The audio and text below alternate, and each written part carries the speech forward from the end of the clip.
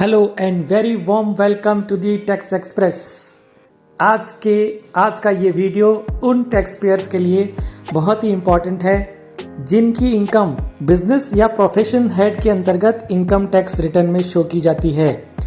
यानी जो tax payers business या प्रोफेशन रन करते हैं वे ये वीडियो ज़रूर देखें, क्योंकि इस वीडियो में हम चर्चा करेंगे उन पेमेंट्स की जो कैश में करने पर आपको डिसअलाउ हो सकते हैं, यानी आपकी टैक्सेबल इनकम में ऐड बैक किए जा सकते हैं। आइए जानते हैं क्या है कैश पेमेंट की लिमिट इनकम टैक्स लॉ में। इनकम टैक्स एक्ट की सेक्शन 40 कैपिटल ए सबसेक्शन 3 एक सर्टेन स्पेसिफाइड लिमिट से ज्यादा कैश पेमेंट्स करने को डिस्करेज करती है। इस सेक्शन में यह प्रोवाइड किया गया है कि 10,000 से ज्यादा के किसी भी बिजनेस एक्सपेंडिचर का पेमेंट यदि कैश में किया जाता है तो ऐसे एक्सपेंडिचर के संबंध में इनकम टैक्स में कोई भी डिडक्शन अवेलेबल नहीं होगा। दूसरे शब्दों में 10,000 से ज्यादा किसी भी एक्सपेंडिचर का पेमेंट कैश में करने पर वह खर्चा डिसअलाउ कर दिया जाएगा और बिजनेस या प्रोफेशन से होने वाले नेट प्रॉफिट में ऐड बैक कर दिया जाएगा, जिससे आपकी टैक्सेबल इनकम इंक्रीज हो जाएगी। उपरोक्त लिमिट पर पर्सन पर डे निर्धारित की गई है, जिसका मतलब ये हुआ कि एक दिन में एक व्यक्ति को 10,000 से अधिक का कैश पेमेंट आप अपनी बुक्स ऑफ अकाउंट में नहीं शो कर सकते हैं। अदरवाइज वह खर्चा वापस आपकी इनकम में जोड़ दिया जाएगा और उस एक्सपेंडिचर के संबंध में आपको कोई भी डिडक्शन अलाउ नहीं होगी।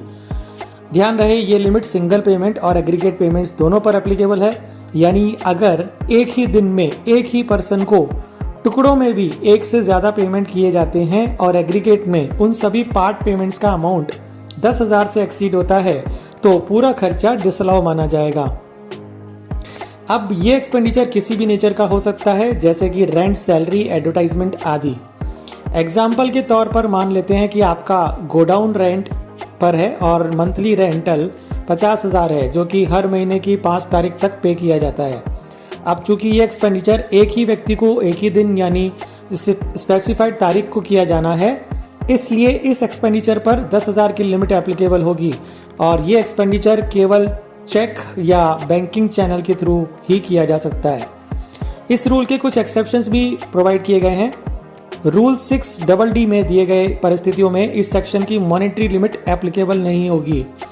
इसमें पहला है फाइनेंशियल इंस्टीट्यूशंस या बैंक आदि को किए गए पेमेंट्स, जैसे RBI, SBI, cooperative bank, LIC आदि।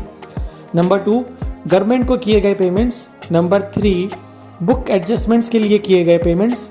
Number 4 agriculture, forest produce, fish products, poultry farming, dairy farming या हॉर्टिकल्चर के संबंध में किए गए पेमेंट्स। नंबर 5 किसी ऐसे गांव या कस्बे में किया गया पेमेंट जहां पर पेमेंट की डेट तक कोई बैंकिंग सर्विस अवेलेबल नहीं थी।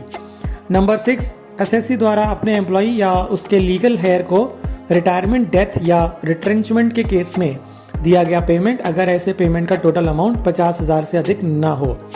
नंबर 7 एजेंट को किया गया भुगतान, अगर एजेंट द्वारा आगे कैश पेमेंट करना आवश्यक हो।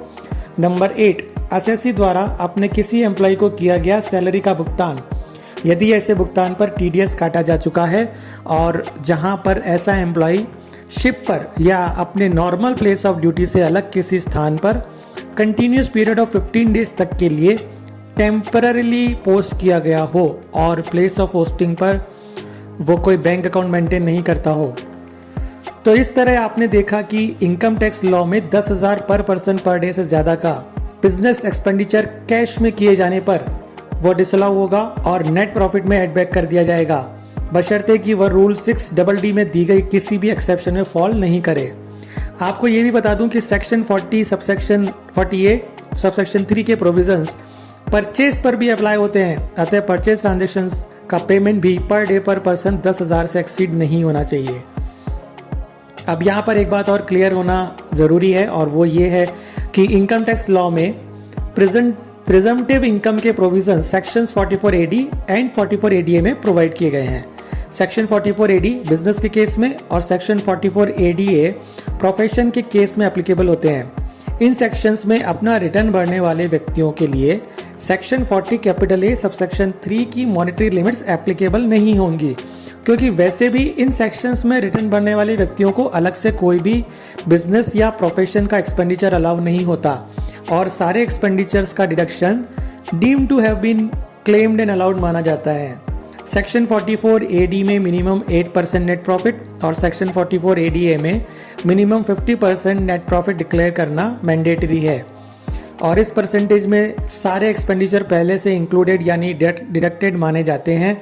इसलिए ऐसे पर्सन्स के लिए 10,000 से ज़्यादा के एक्सपेंडिचर पेमेंट करने का वैसे भी कोई यूज़ नहीं है।